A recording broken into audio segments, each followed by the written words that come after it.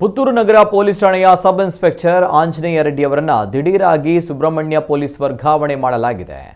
ಕಳೆದ ಕೆಲ ವರ್ಷಗಳಿಂದ ಪುತ್ತೂರು ಠಾಣೆಯಲ್ಲಿ ಕರ್ತವ್ಯ ನಿರ್ವಹಿಸುತ್ತಿದ್ದ ಅವರು ಇದೀಗ ಸುಬ್ರಹ್ಮಣ್ಯ ಠಾಣೆಗೆ ವರ್ಗಾವಣೆಗೊಂಡಿದ್ದಾರೆ. ಪ್ರೀತಿ ಮತ್ತು ಪನಿಷ್ಮೆಂಟ್ ಚಿಂತನೆಯ ಆಂಜನೇಯ ರೆಡ್ಡಿ ಅವರು ತಮ್ಮ ಕರ್ತವ್ಯದ ಜಾಣ್ಮೆಯಿಂದ ಪುತ್ತೂರಿನಲ್ಲಿ ನಾಗರಿಕರ ಶ್ಲಾಘನೆಗೆ ಪಾತ್ರವಾಗಿದ್ದರು. ವಿಶೇಷವಾಗಿ ವಿದ್ಯಾರ್ಥಿಗಳ ಬದುಕಿನಲ್ಲಿ ಆಸಕ್ತಿ ಮೂಡಿಸುವ ಕೆಟ್ಟ ಚಟುವಟಿಕೆಗಳನ್ನು ದೂರೀಕರಿಸುವ ಪ್ರಕ್ರಿಯೆಯಲ್ಲಿ ಹೆಚ್ಚು ಆಸಕ್ತರಾಗಿದ್ದರು.